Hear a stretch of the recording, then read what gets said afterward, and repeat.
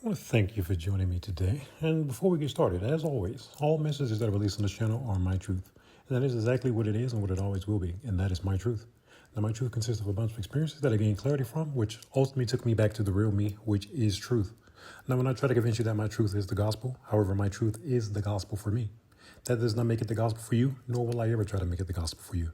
By me being on this platform, I am simply placing breadcrumbs on a path that I've already walked. Now you find yourself on a similar path and you resonate with said breadcrumbs and you say, you know what, I like that. I want to follow that. And that's cool. If not, that is cool as well. My purpose is to assist those who are ready to get out of their own way. So let's get right into it. All right, so let's jump right in. So today, I figured we would go back in time a little bit more of a story time, and the lessons I got out of this. So, all right, so let's go back to. I got to start at the beginning in order for you to understand. So, the type of environment I was raised in, there was no love, there was no compassion, there was no nurturing, there was no guidance. So, like, I really should be jacked up right about now. by sheer numbers, I really should be jacked up by now. Because literally there was no guide. Everything I've learned, I had to learn on my own. So there were quite a few failures throughout. I don't call them failures. I'll just say hard lessons, because I never quit. So a bunch of hard lessons I had to learn because there was no guidance. There was literally nobody, hey, move like this, hey, blah, blah, blah, yada, yada, yada. But what it was discipline, like extreme discipline. Like I received no guidance, but when I messed up, I was punished for it.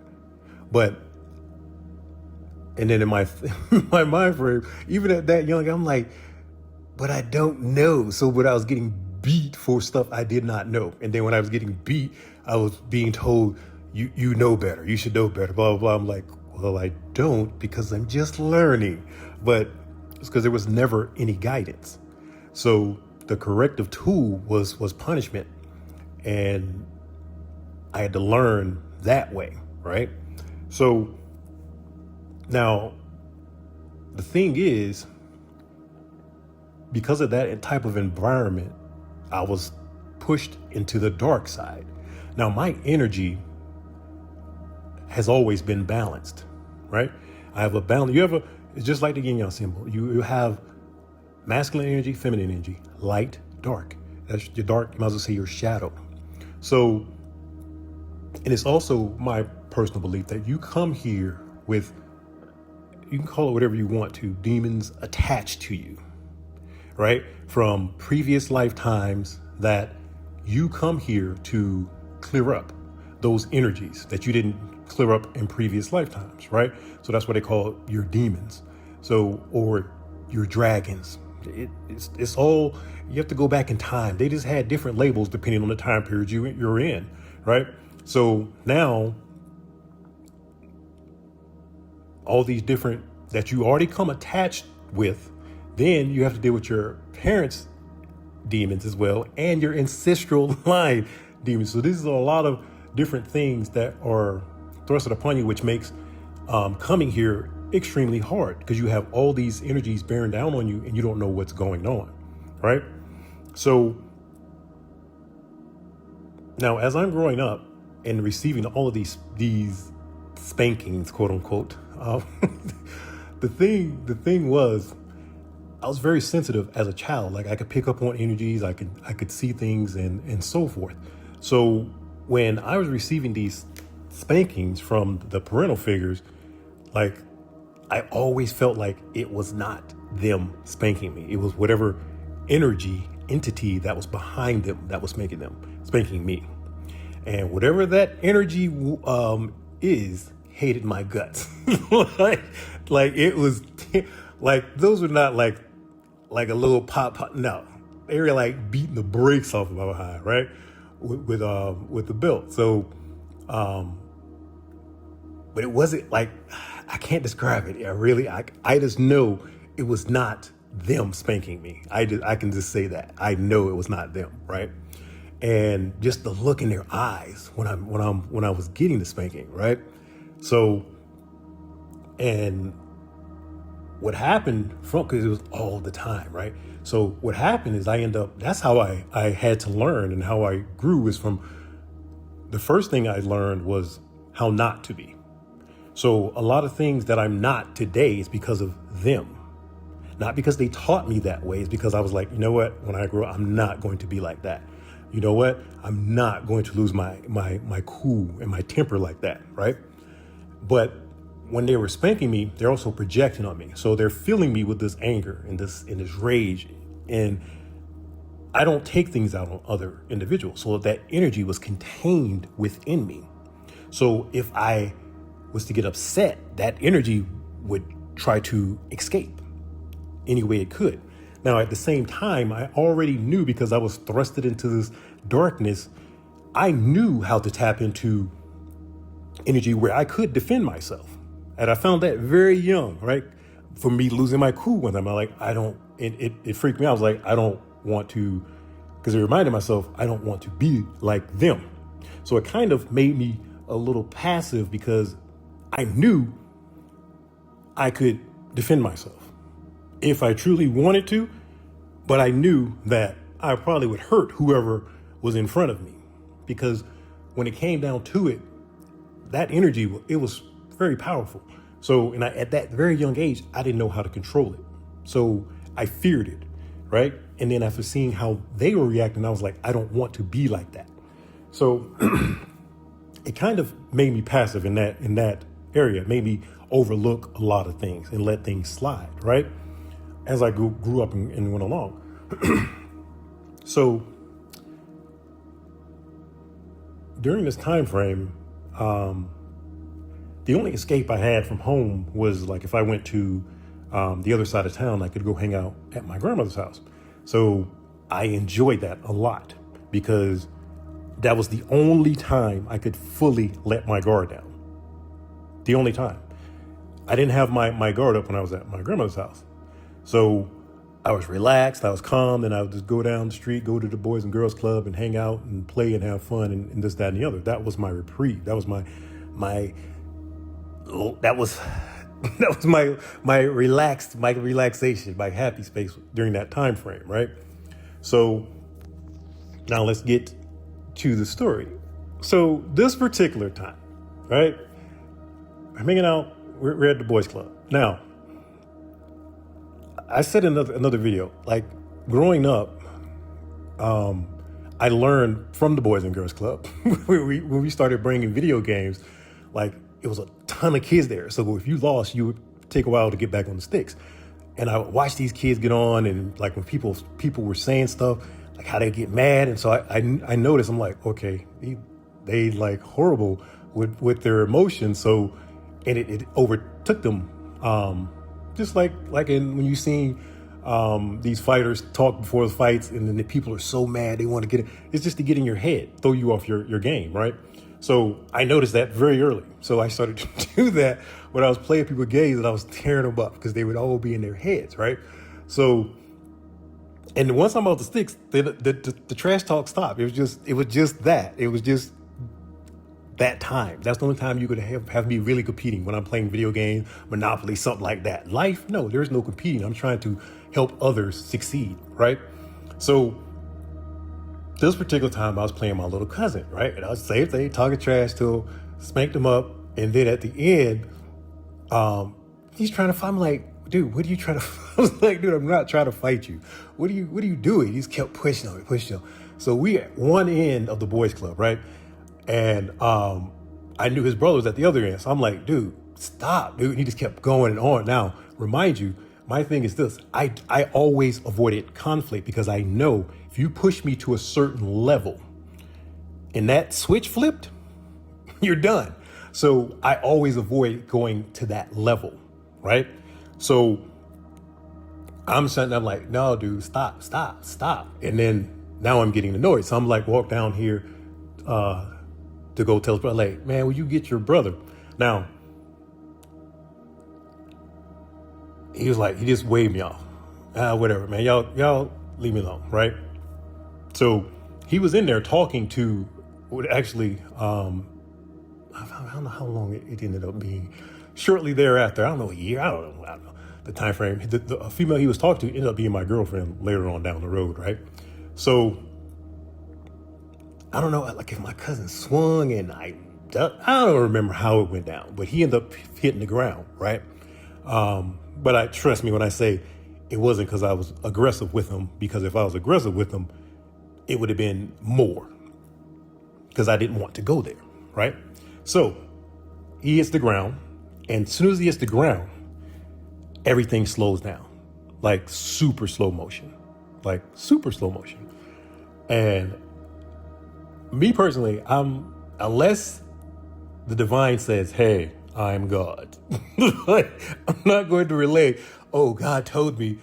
No, I will relay what I see, what I've heard, what I felt, this, that, and the other. But if I don't know specifically, hey, this is the divine creator, I'm not going to say that. So I'm going to say just my experience of what happened. So this voice, this was about to happen. Now this is like, I'm a kid, right? And everything is still going, but it's like super slow motion. And I'm watching my cousin in super slow motion. He had on a yellow, I remember this day vividly. He had on a yellow rain jacket, and he's sitting there taking it off and about to put it over the back of a chair.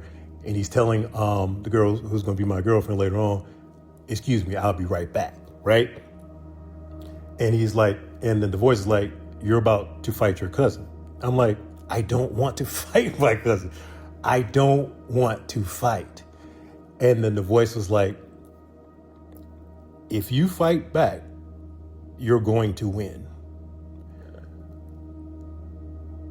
If you do nothing, he's only going to hit you once and say a bunch of things, and then it's going to be over. But if you fight, that's going to be the end of you going over their house, you going to your grandmother's house, and you're going to be stuck at home. Now, for me, that was a death sentence. And I was like, I can't do that. I was like, oh, heck no. I like having, even though I was the black sheep, it still was a way that I could get out of being home. And knowing what I know now, if I would have did it, oh, that would have played right into their hands perfectly. So I'm like, dang. Now this was the first time I've ever had let me see. The only time that anything that when I was, I put another message on it. And this was when I was at some barbecue and coming down the hill. That time, it wasn't really slow. It was, I can't even describe that one. It was, I don't know. It felt like an out of body experience. That one was a little weird. I don't know, but this one was just like slow motion. Everything was in slow motion, right? And so I'm just like, okay, all right. So at that point, I decided, all right, I'm not going to do anything, right? So it speeds up.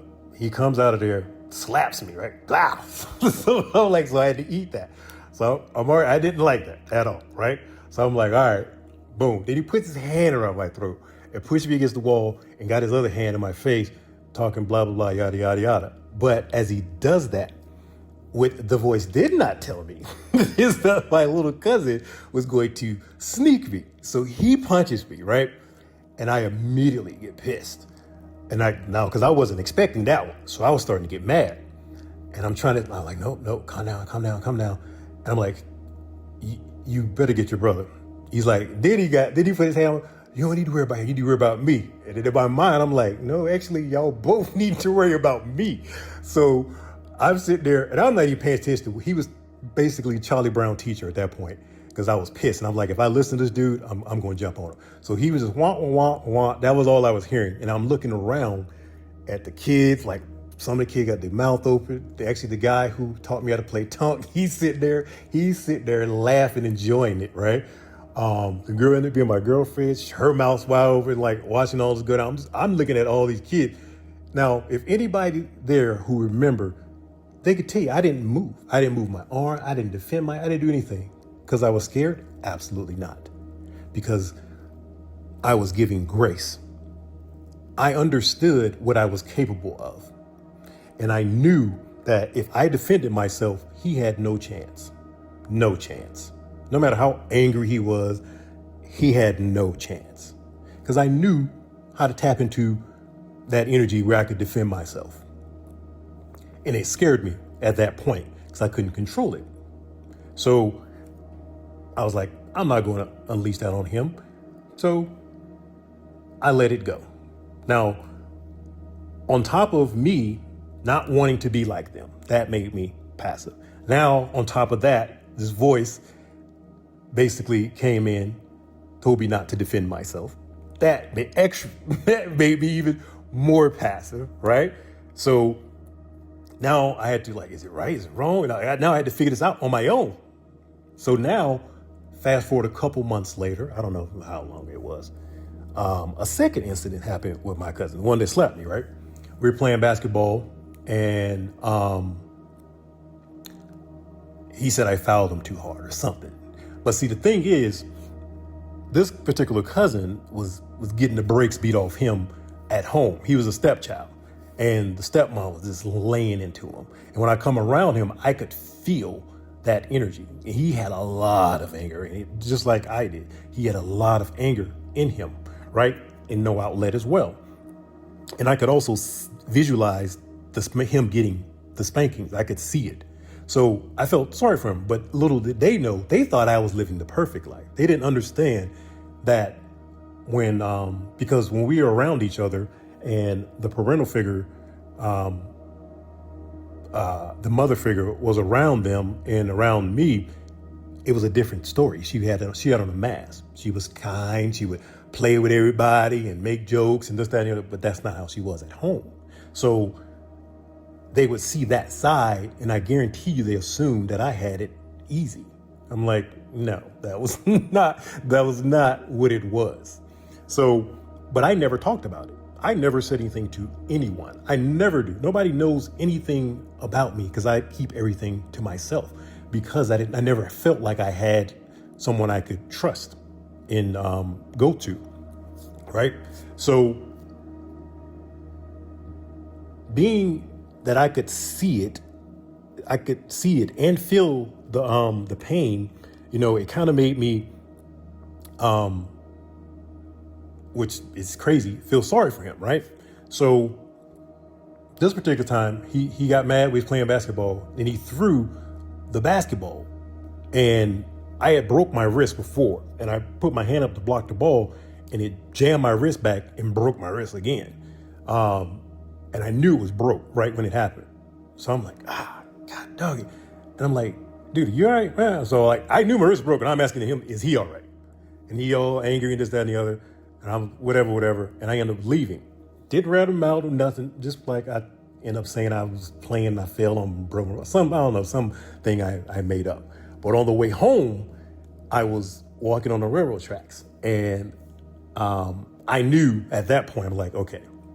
This is when I learned, I'm like, nah.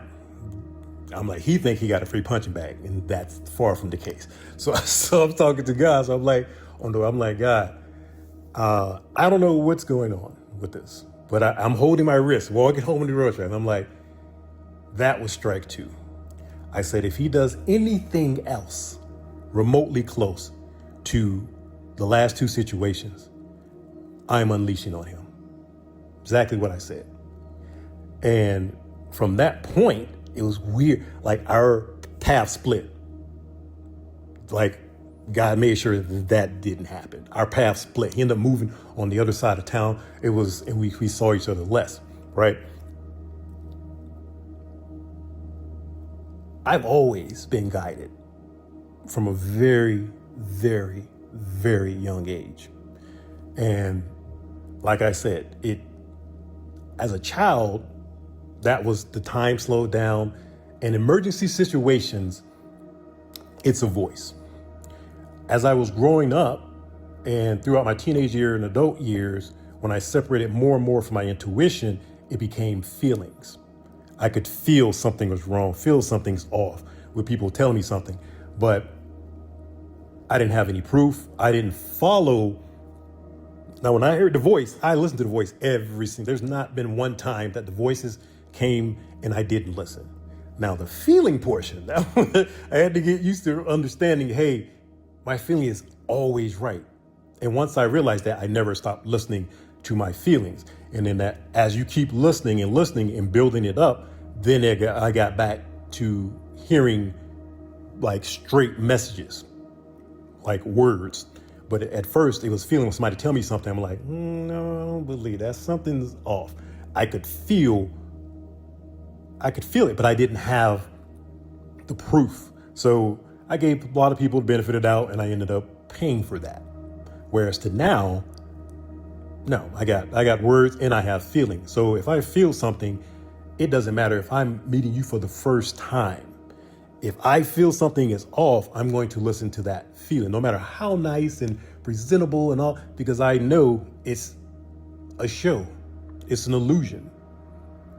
Like whatever someone is going to do, they're going to do. Obviously, they're not going to show you who they truly are if they're trying to get in close to you. So it is very interesting, like going through life, and I don't know, I don't want to say I took it for granted. I didn't take it for granted. It's just, I don't know, I never like really focused on it and like, what is this? Like, what is guiding me? What is this? Because I just never focused on it. Really, I never sat down. I guess because there was just so much stuff going on and there's so many traumas until I actually sat down and sat with myself.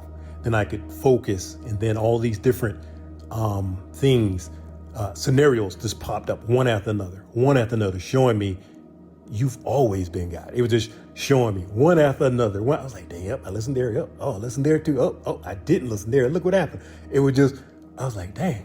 And then I understood. And the thing is, I've always given people grace, and I've always seen who they truly are. I knew who my family members were. I knew exactly who they were. Now, I don't know if they thought, oh, he's just dumb and blind, he don't see anything. I'm like, no, I see everything. I see exactly who you are, and I still went around these individuals. Why? Because it's quote unquote these titles, these labels. Oh, they're family, right? Not understanding that that has nothing to do with it. It's the energy that is within them. What spirits are they dealing with? Because the stuff that they would do, there is no way on earth I would ever do. Right? It doesn't make me holier than thou, because I've already did the drinking and hanging out, the girls, the park, all this other stuff. Cool. You have to. Where did the light come from? The light came from the darkness. So you're going to have to understand that darkness. And then from that darkness, you pop out into the light. That's what this world is. You're thrusted into the darkness. And a lot of people get trapped in that darkness and they stay in the darkness, never to come out of it, because they avoid it. Then they project onto other people the things that they don't want to face. With me, I face everything head on, because that is how you're going to get through it. And that is what makes you stronger in the end. So fast forward, being an adult, when I went back home, it's like, because I put that in another message, what the military did right when I got out, that threw me for a loop. And I was already in a dark place. And then my family on top of that started doing shady stuff. And I was just completely off. My energy was so off because it was being siphoned. I had stuff being projected on me. And I couldn't understand it until I separated myself from those individuals. Now, when all this is going on, it was okay as long as I was self-sacrificing, because that's exactly what I was doing. I was used to giving to appease others because that's when I would be shown the love, when I could see them happy when I was doing something for them. But then I had to slowly understand, okay, yeah, you're doing a lot to make them happy. What are you doing to make you happy? And I was like, nothing. And when I do need them, they're not there. Then I could also see them trying to make me codependent on them, which absolutely made zero sense, because when I do need you, you're not even there then. So what's the point of making someone codependent on you? You're not even there when they do need you. So when I could see that I was trying to be controlled, and ample opportunities of them being able to stop, because I told the mother figure on, I don't know, countless times that once I retired from the military, I was like, I didn't understand that was like really giving my power away, having somebody have full control of us. Like, I would never allow anyone to have control over me. And it's just so many different statements I gave her, and I guess I was speaking on their fears, because people still tried to do things to control me. And once I moved away from that environment, I was able to sit in my own energy and basically decide, you know what, I'm going to do what's best for me, because I was trying to appease others. And by doing that, I ended up losing myself. So I'm saying all of this to say, appease you. Make sure you're happy. Not be selfish to screw the world, screw everybody else. No, if you come across individuals who are equally yoked with you, those are the individuals you should be sharing your energy with. Doesn't matter the title, the label, none of that. If these individuals are not equally yoked with you, if you're vibrating on two totally different levels, you're going to pay. Because let me tell you what I understand is, when you're vibrating at a low level and you're trapped in fear, these spirits that surround you keep you there because they're feeding off of you. And as I said in the beginning, you come with these demons attached to you. So when they can't get you to do what they want you to do to feed off of you, they basically start speaking in the people that's closest to you ear.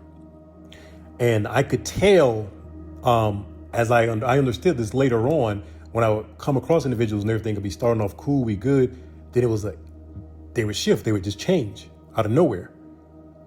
And I realized after this a couple times, like, it's that same, it's the spirit, it's that energy. It just follows you. And if it can't get you, it's going to get the ones that's closest to you. It's going to whisper in their ear. If they have whatever weakness they have, it's going to play on that weakness, and then it's going to turn that individual against you. That's what it happened all the time. Because I could feel when they changed, I'm like, what's going on? And I could feel that, I'm like, dang, it's that same freaking energy. That's what it is. Like when you break up with someone and you don't heal and you jump into another relationship. Oh, all people are the same, ... No, that spirit that's following you that you have not healed yet is just going to do it over and over and over until you heal it. Once you heal it, then it's gone. But see, I wasn't healing it. And once I healed it, then that's it. It's gone. It's not attached to me anymore. It can't affect me anymore. But as long as you're self-sacrificing yourself to others because of titles and labels and, oh, this is blah, blah, blah, and yada, yada, yada, are they acting like that title? Are they acting like that label? Are you the only one acting like that? If so, you got the bad end of the deal.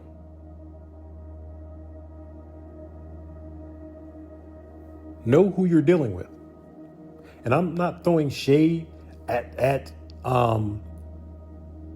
these group of individuals, quote unquote family. No, it's just I understand that that's how they were raised. That's how they were brought up, in a competition mind frame, because there is no unity in that family. And that's all I'm about is unity. Hey, let's build each other up. I don't understand how what people logic is, because if you get 10 people together and everybody's working towards one common goal, you're going to crush it. You get 10 people together, all you need literally is one person, one negative person in that 10, and that group will never beat that the group of 10 that's working together. Just one negative person can bring out an entire group. Now imagine 10 people and all 10 of them are competing with each other because they see each other as competition. Think about that. What is the purpose of that? But that's how it is. You're supposed to be family, but you're talking behind each other's back when somebody leaves the room and this, that. I can't deal with that. I'm like, if you're doing it to them, you're doing it to me. But I don't do that. So I'm like, it was just one after another. And I'm like, I can't do that. I can't live like that. So energy needs to flow. And now that I've separated myself, I'm fully in my power because I'm not trying to appease others. You need to focus on you and your happiness. And if you let someone into your life and all of a sudden your happiness leaves, then it's pretty apparent that this person is not for you. You have to heal. And that's what the problem is that we have in the world today. It's a lot of unhealed people. And because they don't want to heal, they project their traumas onto other people instead of healing. Hippocrates, I don't know if he is the one who, actually said it, but this is one who they credited to, Hippocrates. And one of his quotes is, before you heal someone, ask them if he's willing to give up the things that made him sick. So true.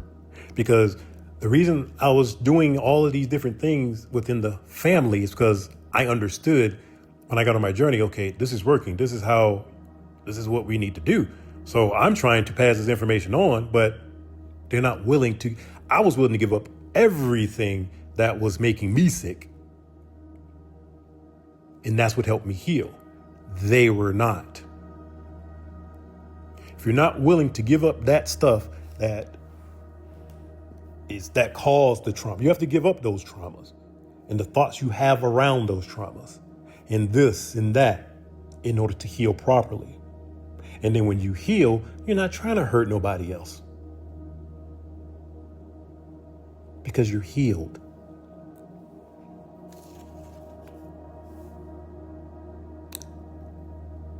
So I'm going to leave it there. I think that's, I think I pretty much tapped on everything in that scenario. But it truly was a lot of grace given, a lot of grace. And the entire time they saw it as weakness.